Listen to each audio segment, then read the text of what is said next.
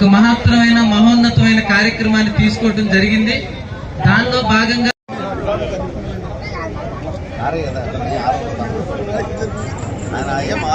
Incharge officer Mohan గారు గత 6-7 నెలలుగా ఈ కార్యక్రమాన్ని ఫాలో అప్ చేసుకుంటూ మోహన్ గారికి ధన్యవాదాలు తెలియజేసుకుంటున్నాం. అలాగే డిఆర్ఓ జిల్లా స్థాయిలో మన డిస్ట్రిక్ట్ సెన్సస్ ఆఫీసర్ గా పనిచేస్తూ జిల్లా మొత్తంలో కూడా మన సెన్సస్ లో ప్రతి ఒక్క ఆఫీసర్ ఫాలో అప్ చేస్తూ ప్రతిరోజు మొదటి దశ మన రాష్ట్రంలో అందులో మన జిల్లాలో ఇప్పటికే స్టార్ట్ అయింది. సో మీకు అందరికి తెలుసు, మే 1 నుంచి మే 30 వరకు స్వీయ గణన అనేటువంటి ఒక పోర్టల్ ని యాక్సెస్ లో ఉంచింది. సో ఇప్పటికే మన జిల్లాలో టైం ఉంది. ఆ 5 days లో ఎవరైనా స్వీయ గణన చేసుకోవాలనుకుంటే సెల్ఫ్ ఎన్యూమరేషన్ gov.in లో లాగిన్ అయ్యి మీ వివరాలను మీరే నమోదు వివరించడానికి మీరందరూ కూడా లైన్ లో ఉంచేవాళ్ళు. ఎమ్మెల్యే గారు వేదిక మీదకి రావాల్సిందిగా కోరుతున్నాం.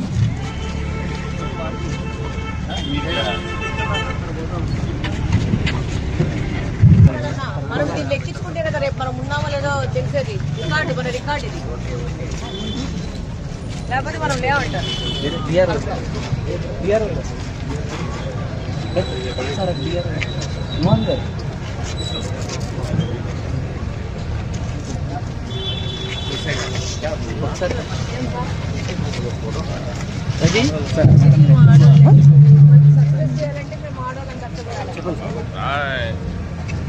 కోరుతున్నాం. ఇంకా తదితర ముఖ్య అతిథులందరూ కూడా ఈ వేదిక మీద ఉన్నారు. మన గౌరవనీయులు డిఆర్ఓ గారిని కోరుతున్నాం. మనం ప్రతి 10 సంవత్సరాలకు ఒకసారి జనాభా చేసుకుంటాం. ఇది 1871 నుంచి కొనసాగుతున్న కార్యక్రమం. ఇప్పటి వరకు 16 సార్లు చేపట్టడానికి ఈ డేటా చాలా ఉపయోగపడుతుంది. అందుకని దురదృష్టవశాత్తు 2021 కంప్లీట్ చేసేవాళ్ళు. ఈసారి ఏంటంటే డిజిటల్ ఫామ్ లో మనం కలెక్ట్ చేస్తున్నాము. ఏదైనా డిజిటల్ టూల్ లో సెల్ఫ్ ఎన్యూమరేషన్ పోర్టల్ ద్వారా se.census.gov.in లో మీ వివరాలు నమోదు చేసుకోవచ్చు. డైరెక్టర్ సెన్సస్ ఆపరేషన్స్ ఆంధ్రప్రదేశ్ రాష్ట్రం శ్రీ జి నివాస్ ఐఏఎస్ వారు ఏమంటున్నారంటే, మీ వివరాలు గోప్యంగా సురక్షితంగా ఉంచబడతాయి. మన జనగణన మన వికాసం, మన జనగణన మన బాధ్యత. ఆంధ్రప్రదేశ్ ప్రజలకు ముఖ్య గమనిక. జనగణన మొదటి దశ ఏప్రిల్ 16 నుంచి మే 30 వరకు. దేశంలో మొదటిసారిగా డిజిటల్ విధానంలో ఇండ్ల జాబితా మరియు గృహ గణన.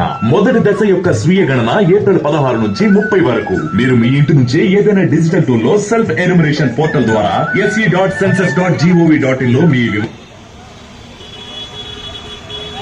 అధ్యాయం మన వికాసం. జనాభా గణన మొదటి దశలో ఇండ్ల జాబితా మరియు ఇండ్ల గణన జరుగుతాయి. దీని ద్వారా మన ఇళ్ల మరియు కుటుంబ వివరాలు నమోదు చేయబడతాయి. రండి మనందరి భాగస్వామ్యంతో జనగణనని విజయవంతం చేద్దాం. ప్రతి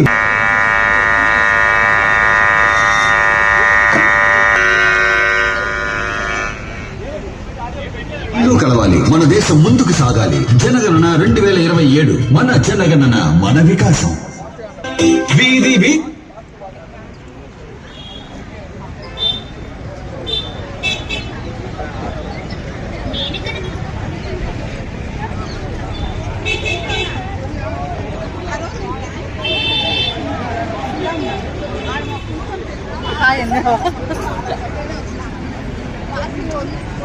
తలపెట్టిన మెప్ప అక్కచెల్లెల సహకారం లేనిది ఏది సాధ్యం కాదు. పొద్దున్నే మీరంతా వచ్చి ఈ సెన్సస్ కార్యక్రమాన్ని సక్సెస్ఫుల్ గా ఒక అవేర్నెస్ తీసుకొచ్చేదానికి మీరంతా వచ్చినందుకు ప్రత్యేకంగా మా అక్క చెల్లెలకు అందరికీ నమస్కారం తెలియజేసుకుంటూ, సోదరులకు అందరికీ కూడా నమస్కారం. వేదిక ముందున్న గౌరవ ఎమ్మెల్యే గారు, డిఆర్ఓ గారు, మున్సిపల్ కమిషనర్ గారు, అదేవిధంగా సెన్సస్ ప్రత్యేక అధికారి మోహన్ రమణ గారు, వీరందరికీ కూడా వేదిక మీద ఉన్న సోదరులు రెడ్డయ్య గారు, అందరికీ కూడా సెన్సస్ ఎందుకు వస్తుందో, ప్రతి 10 సంవత్సరాలకు ఒకసారి జనాభాను లెక్కించడం అనేది ఒక ప్రభుత్వ కార్యక్రమం. అదేవిధంగా చట్టపరమైన కార్యక్రమం. దేశంలో ఎంత జనాభా ఉండారు, ఏ ప్రాంతంలో ఎంత జనాభా ఉండారు, వాళ్ళ స్థితిగతులు ఏంది, ఇవన్నీ కూడా ప్రతి 10 ఏళ్లకు ఒకసారి ప్రభుత్వం లెక్కలు సేకరించి అవన్నీ కూడా రికార్డులో పొందుపరిచి దానికి అనుగుణంగా రాబోయే 10 సంవత్సరాల్లో ప్రభుత్వం ప్రజల కొరకు ఏమి కార్యక్రమాలు చేయాలనే దానికి ఇది ఒక దిక్సూచి లాంటిది. 2021లో జరగాల్సిన జనాభా గణగణన ఇప్పుడే మన స్పెషల్ ఆఫీసర్ గారు కూడా చెప్తున్నారు. మోహన్ రమణ గారు కడప నివాసి, మినిస్ట్రీ ఆఫ్ హోమ్ అఫేర్స్ లో పనిచేస్తూ ఉన్నాడు. మరి ఆయన ప్రత్యేక అధికారిగా కడపకు రావడం కూడా జరిగింది. 1951, 1961, 71, 81, 91, 2001, 2011 వర్క్స్ కరెక్ట్ గా జరుగుతూ వచ్చినాయి. 2021కి వచ్చేసరికి మీకు అందరికీ తెలుసు కోవిడ్ పాండమిక్ వచ్చి చేయలేకపోయినారు. అది 2026కు రావడం అయింది. కేంద్ర ప్రభుత్వం, రాష్ట్ర ప్రభుత్వం దీన్ని అర్థం ఖర్చుతో ఈ కార్యక్రమాన్ని నిర్వహిస్తారు. ఇప్పుడు మొన్ననే మేము కూడా మా కుటుంబం అంటే హౌస్ మ్యాపింగ్ స్టార్ట్ అయింది. ఎన్ని ఇళ్ళు ఉన్నాయి, ఆ ఇంటికి సంబంధించిన వ్యక్తులు ఎంతమంది ఉన్నారు, ఆ ఇండ్లు ఏ పరిస్థితుల్లో ఉంది, ఏమి భోజనం తింటున్నారు రోజు, అదేవిధంగా ఏమి వృత్తిలో ఉన్నారు, ఇవన్నీ కూడా ఆ సాఫ్ట్వేర్ డేటాలో పొందుపరిచారు. అవన్నీ కూడా మా కుటుంబం కూడా దాంట్లో డేటాలో పొందుపరచడం జరిగింది. మా అక్క చెల్లెళ్ళకి నమస్కారం. 6 గంటలకి మనకి టైం ఇచ్చినారు, 7:30 అయిపోయింది. ఎండాకాలం సార్, మహిళల గురించి ఆలోచించుకోవాలా. మేము 5:45కే అలారం పెట్టుకొని బై 6:30కి రెడీ అయి కూర్చున్నాం. కాబట్టి సారీ అమ్మా లేట్ అయినందుకు. ముందుగా వేదిక మీద ఉన్న అధికారులకి, అలాగనే కడప డెవలప్మెంట్ గురించి అహర్నిశలు ఆలోచిస్తున్న స్లో అవుతా ఉందండి, చెయ్యాల కడప కోసం అని నిన్న రాత్రి కూడా దాదాపు 11:30-12 వరకు డెవలప్మెంట్ ప్రోగ్రామ్స్ కోసము అధికారులందరినీ కూర్చోబెట్టుకొని పనిచేస్తారు. మీ వాసన్న నేను ఏం చేయాలన్నా కూడా నన్ను ఎనకరించి ఒక దిశానిర్దేశం చేస్తూ ఆల్వేస్ నా వెనక ఉండి పిన్నింగ్ చేస్తా ఉంటారు, ఇలా పోవాలి అలా పోవాలని చెప్పి. దాదాపు 2014 నుంచి ఈ రోజు వరకు, అప్పుడు అధికారం లేదు, ఇప్పుడు అధికారం ఉంది. ఇంకా ఎంత కాన్షియస్ గా ఆయన కడప డెవలప్మెంట్.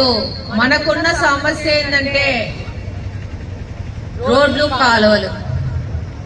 నిన్న రాత్రి కూడా కూర్చొని నాకే అన్నం తినలేదని నేను 10 గంటలకు పైకి పోయినా. అన్న 7 గంటలకే తినేసి వచ్చి కూర్చొని ఉన్నారు. ఫస్ట్ రౌండ్ లో ఎక్కడ రోడ్లు, కాలువలు వేయాలా, సెకండ్ రౌండ్ లో ఎక్కడ వేయాలా, డబ్బులు ఎంత ఉన్నాయి.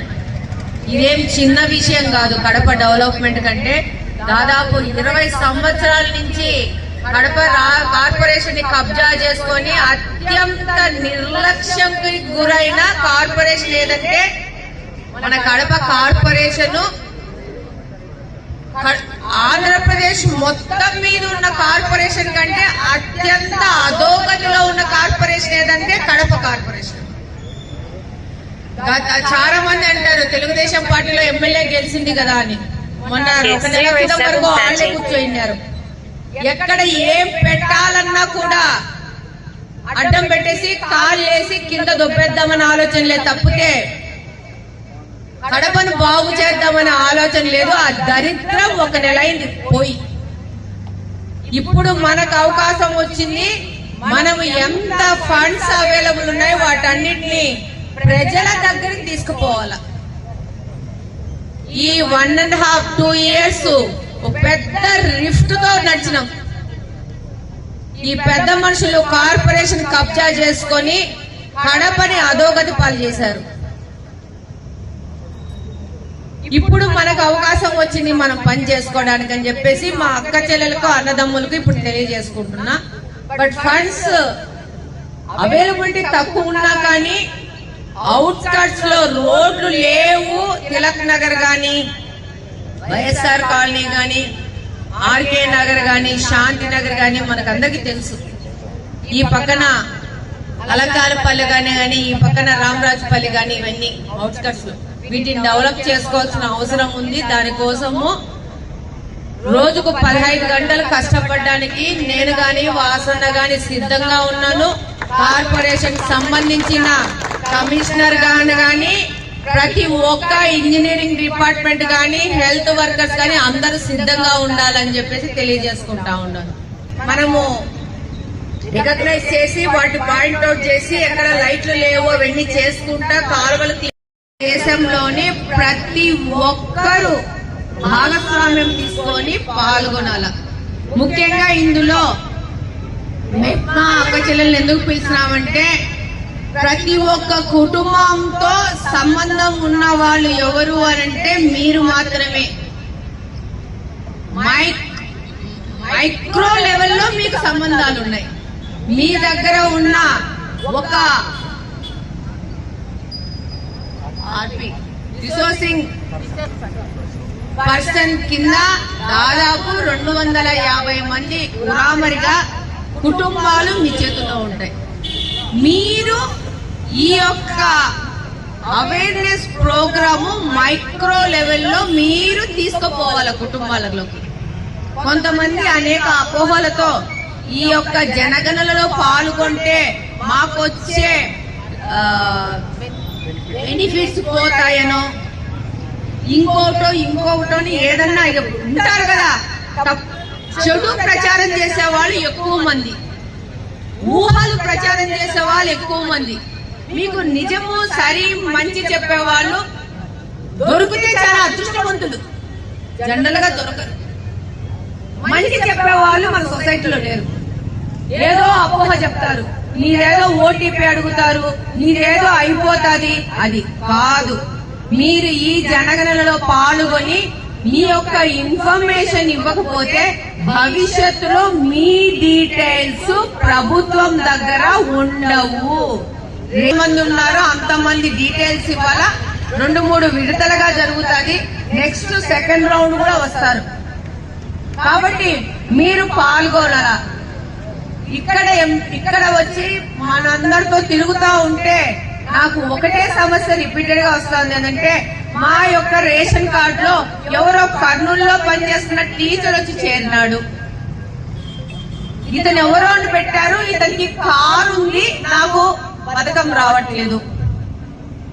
వాళ్ళది ఎవరితో కరెంటు బిల్లు నా దాంట్లోకి వచ్చింది, మా బిడ్డకు తల్లికి వందనం రాలేదు. ఇట్లా ఒకటి కాదు 100 సమస్యలు చెప్తా ఉంటారు. మేము కూడా చెప్తా ఉన్నాం, మీరందరూ కూడా వినింటారు. ఇప్పుడు ఆ మ్యాపింగ్ తీసే అవకాశం లేదమ్మా.